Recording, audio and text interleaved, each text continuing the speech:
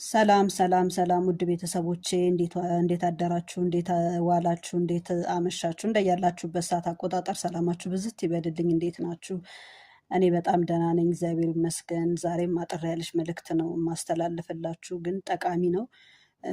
ያው ነገር ከማበዛ አጠር አጠር አድርጌ እነግራችኋለሁ። አንድ ቃል እንግዲህ ለሚጠቀምባት ሰው በቂ ነው ብዬ አስባለሁ።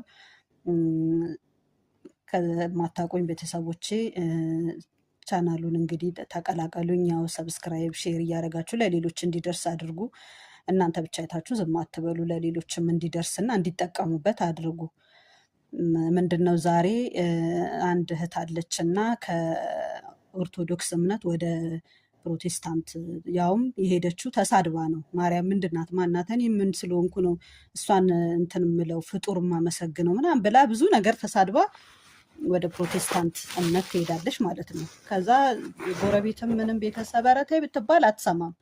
ኧረ እኔ እንደዚህ አይነት እንትን የለም ምናምን ብላ ተሳድባ ወደ ፕሮቴስታንት ትሄዳለች ማለት ነው። ከዛ ያው አጠር አጠር አድርጌ ነው የምነግራችሁ። ከዛ ተሳድባ ተወጣና ከክርስትና እምነት ፕሮቴስታንት ሆና ታገባለች።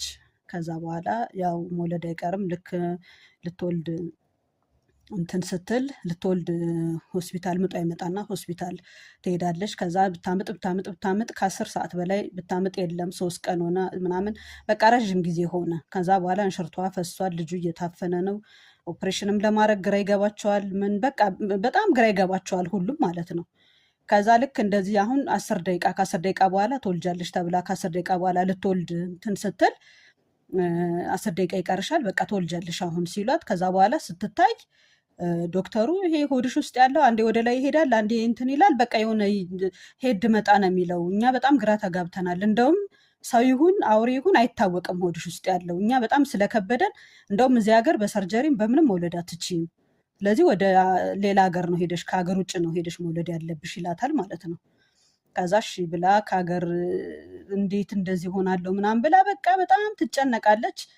ከዛ በኋላ ሰዎቹም ያው አንቺ እኮ እመቤቴን ስለካድሽ ነው፣ እመቤቴን እኮ ይቅርታ ብታያት ምጥሽ ይመጣል እኮ ለምንድን ነው እንደዚህ የምታደርጊው? አንስቴ እመቤቴ ይቅር በይኝ ብለሽ እስቲ ጸልይ ይሏታል ማለት ነው። ከዛ በቃ ሲብስ ምንም አማራጭ ስታጣ እመብርሃን ይቅር በይኝ ስትላት ማለት ነው። ልክ ይቅር በይኝ የምትባል ቃላት ስትናገር ምጡ ያለምንም ረዳት ያለምንም ልጁ ወንድ ልጅ ተገላገለች ማለት ነው። እና በጣም ደስ የሚል ነገር ነው ብዬ አስባለሁ። መልእክቴ ያው ላልደረሰ አድርሱልኝ። ሃይማኖታችሁን ልትቀይሩ ያሰባችሁ ሰዎች በደንብ አድርጋችሁ መጀመሪያ አስቡበት። ያለሷ ምንም ሊሆን እንደማይችል ያለ መብርሃን ምንም ሊሆን እንደማይችል መጀመሪያ አስቡበት።